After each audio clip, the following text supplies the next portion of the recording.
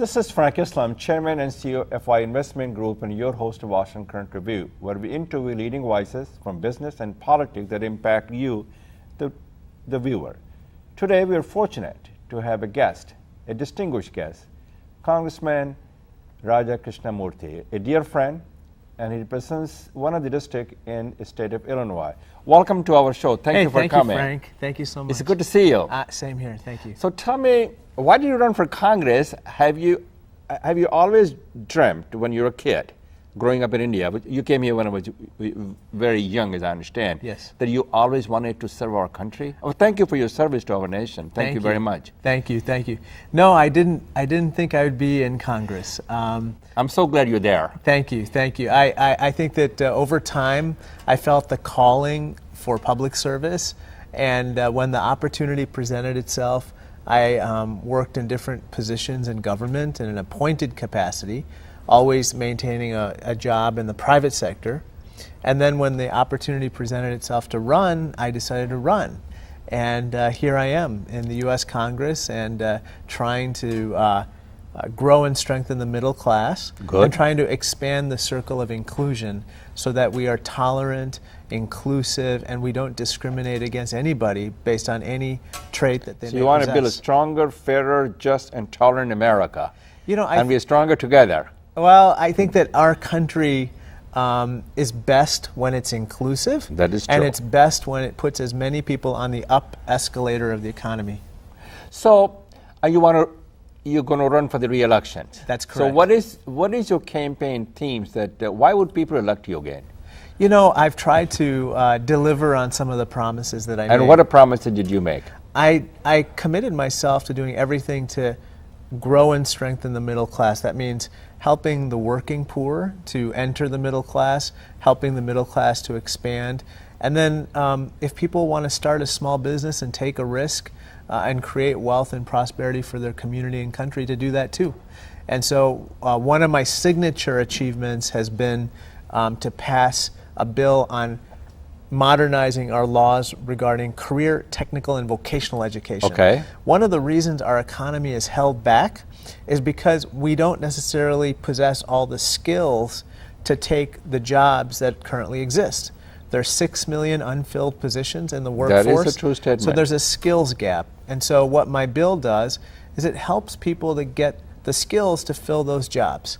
And it passed not only with bipartisan support, but unanimously through the House of Representatives, which doesn't happen very much anymore.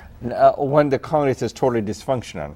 Right. So were you surprised what you saw in the Congress in terms of dysfunctional Congress, in terms of low rating of the Congress and the way things are going right now in Washington? Yeah, I heard that unfortunately Congress has a lower popularity rating than the common cold. That's the best way to put it, which is in teen, as I understand. Yeah, 12 or 13%. Right. Unfortunately, although there are very good people in Congress, I like the individuals from both sides of the aisle who are there. Unfortunately, I don't think the institution is designed to maximize their potential. And I also think, unfortunately, there aren't enough shows like the one that you do to allow people to have a reasoned discussion of the topics. Instead, we are in a 24-hour soundbite type of news And also the tweet. Did you forget that part? I forgot about it. How could I forget? As I said, between the tweets and the late night votes, we're having a great time in Congress right now. Do you see a brighter horizon? I do. Even when endure a storm? As you know, America is a shining city upon a hill. That's right. All the eyes are upon us. That's right. So can we work together in a bipartisan manner, especially the DACA, that we will talk a little bit about yes. about the ACA, which is the Obamacare, also known as the Affordable Care Act, as we move forward? I think so, Frank. This is the land that allowed you, people like me and you, to realize Right. and achieve American dream. Right, We embody the American right. dream. Who would have thought that you'd be in a situation where you're giving so much back to the community, having a TV show, and so forth? I think that America has one of the brightest futures of any country. It's just a question of whether that silent majority in this country can emerge and demand bipartisanship and results. If it does, I think that our future is very, very bright. So what areas of the media has not focused that they need to focus? Obviously, as you know, there's a lot of fake news. Freedom of press. The freedom of press is the cornerstone of America's democracy. Right. I think that, as I said, the media sometimes likes to cover hand grenades, not hugs and handshakes. Okay, so And how do you change them to make sure that they do that what you're suggesting to do? I think it's really something that the people have to demand. Basically, if the public demands cooperation and bipartisanship, and this is something that the media picks up upon, then it will start to cover that type of news more. But I'm not naive. I think right now they are very much into conflict. They like to cover conflict. They like to say, okay, Raja, what did you say about the president? What bad word did you say about him? And so that's not my game. I don't like that. But I still intend to, proceed with my agenda and hopefully get coverage for it. And what is your agenda in terms of job and economy for your constituency? Frank, I think it's about equipping our workforce with the skills you mentioned to take that, the jobs that exist, and to also make sure that those who are working hard for their families are in a position where they can continue to prosper. So for instance, right now, if you're in the middle class, you feel very stressed out. Your higher education expenses are high for your children, child care expenses are high, health care expenses are high, and yet your wages have flatlined. So if your wages are like this and your expenses are going up like this, how can you save? You cannot put the food on the table. You cannot have a roof on your head. Yeah, you can't save for your retirement and so forth. And so what I'm trying to do in Congress is how can we start to put a lid on these expenses, these basic living expenses, to allow people to survive? And then how do we equip them with the skills to see their wages start to go up more rapidly? That's what I'm trying to do. Okay, well, so, which is great. Let's just talk a little bit about the 3 items, which is, very much in the news, and so on and so forth. DACA is one of them, which is a deferred action for childhood arrival. Yes, sir. And these young, which is about 800,000 young. Right. And they have every right to realize the American dream. Correct. It is not their fault that they came here. Correct. Talk a little bit about that. And the second point, I want you to talk about the travel ban and what happened to the Supreme Court. They did it yesterday. They said they're not going to hear any case. What are your thoughts are? I know the travel ban. I have written many columns on this thing. I think it's shameful. It's unconstitutional. It's wrong. Right. So what are your thoughts, Congressman? I never thought that my first weekend... And you do have a constituency in Illinois. Correct. That probably believes in DACA, and I would hope that's the case. Yes. 30% of my constituents were born outside the United States. So out of 750,000 to 1 million people, you have a lot of people who are immigrants. Yes. And so they care very much about treating immigrants, treating all people with fairness and dignity. Equality, dignity, and tolerance and respect. And so let's just talk about the travel ban for one moment. Okay. I thought that the president's first action in the first weekend that he was in office was horrible. Namely, let's just call it for what it was. It was a Muslim ban. It was a ban on... It was most of the country that were into the ban was the Muslims. Yeah, and not only that, Frank, but what was really intolerable and abominable was that he actually applied this to American legal permanent residents. So green card holders were detained at the border if they had come from one of those 6 or 7 countries. That's completely wrong. And so I'm proud that I was the first member of Congress in Illinois to go to O'Hare International Airport and try to free those 24 detainees. Well, thank you for doing so. Absolutely, and we got them freed thanks to huge outpouring of support. Now going to DACA. Well, before we continue, the travel ban also has affected in terms of our decrease in GDP. Right. Because of the fact that the billions of dollars of the U.S. are supposed to come in when the students come in from those countries, and they've not been able to come to the universities. Right. So university has been affected as well. Right. And the healthcare, some of the doctors are foreign born, they come from that part of the world, right, and they're not able to come to our shores.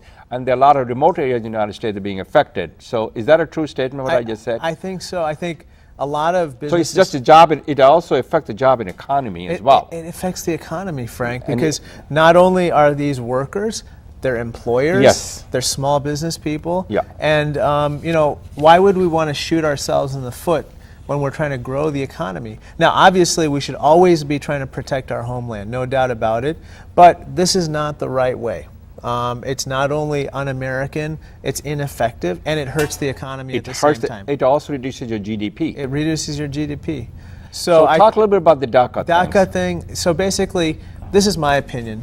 These people, these dreamers, are some of the finest people you'll ever meet. They go to school, they create jobs, they build economy, right. They're entrepreneur. They even serve in the armed forces. They have every right to be the citizen of this nation. Yeah, so we have 800,000 people right. who applied for DACA with the work permits and so forth. But there are actually more who are young children who even deserve more, consideration.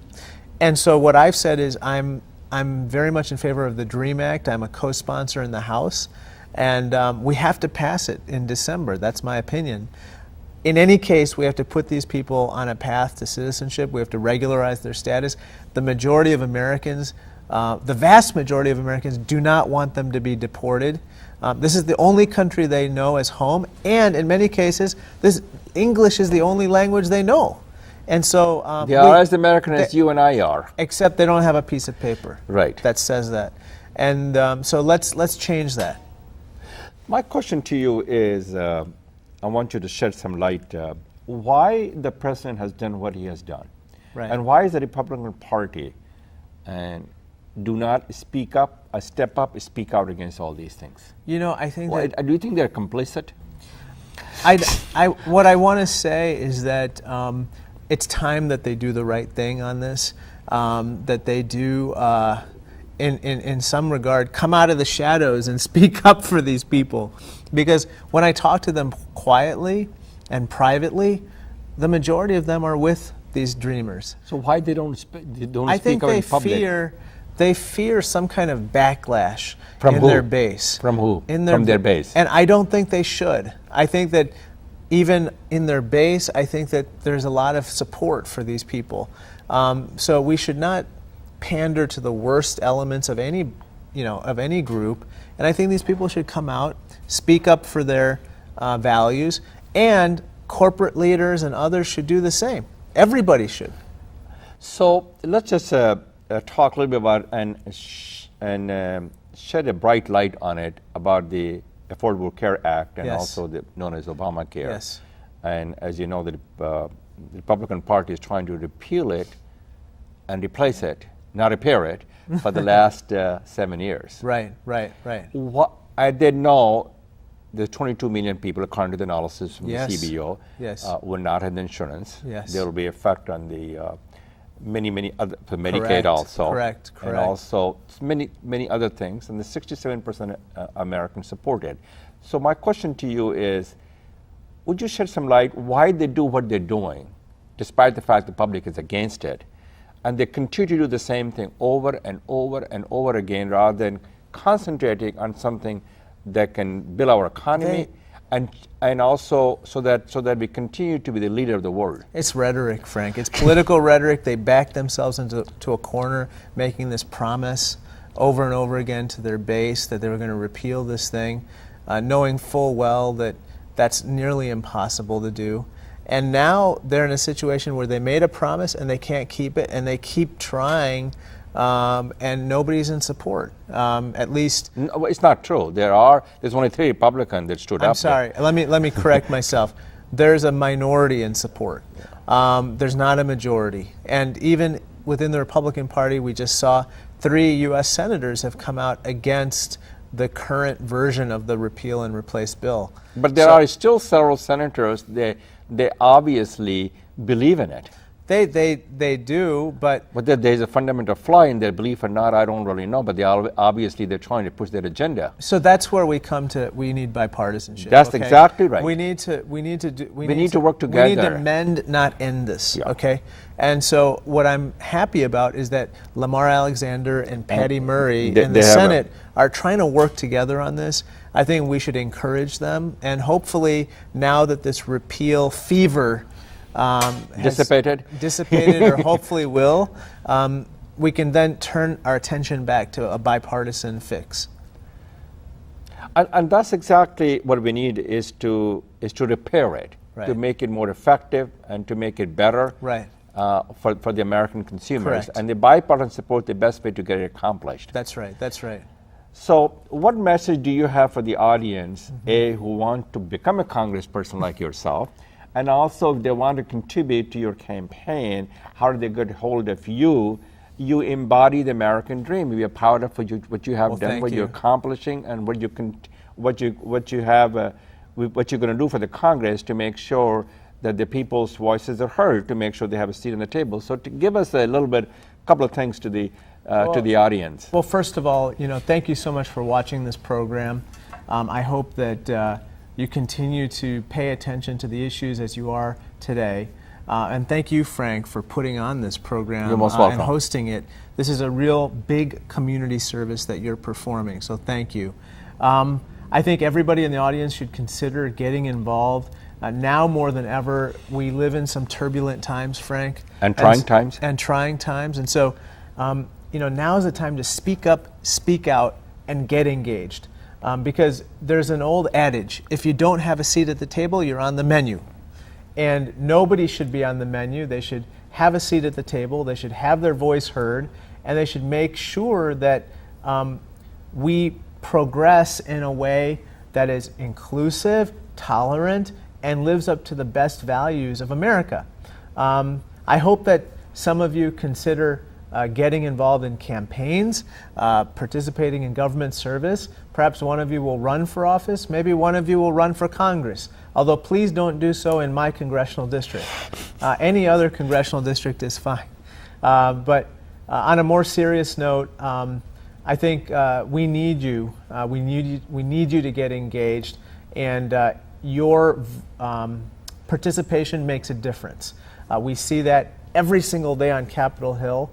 And please visit me in my office, and also you can visit my website at rajaforcongress.com. That's RAJAFOR Congress.com. And there you can learn more about my campaign for re-election, how to support me, and I'm just so honored that you would have me and allow me to share a few precious minutes of your time in the audience.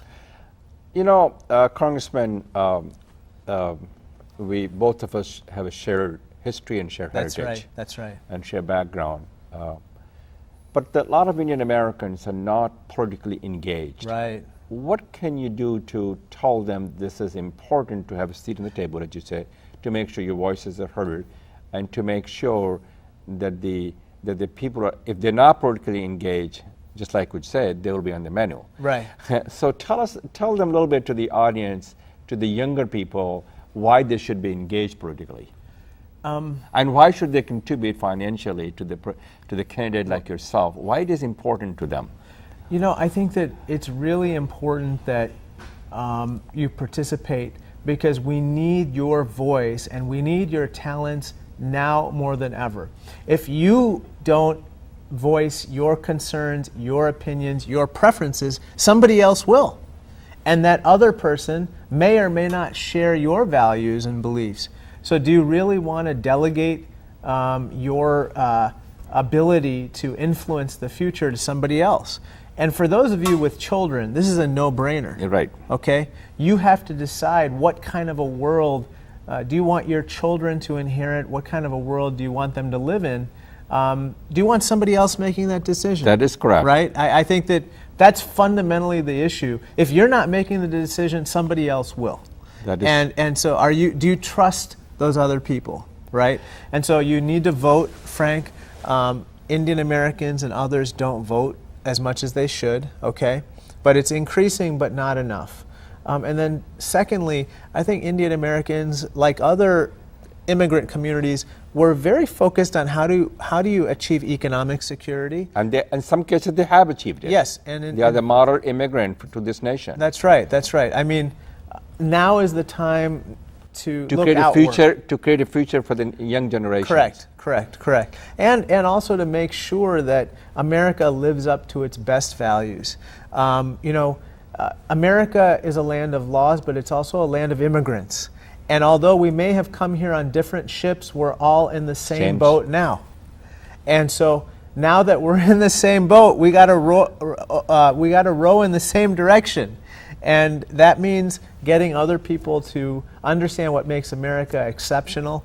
And that involves creating a place where everybody can realize their God-given potential, and making a place that's tolerant of all people. Good. So I know you're going to be running for re-elections. Unfortunately, every two years you have to run for re-elections. You have to make sure you can raise money.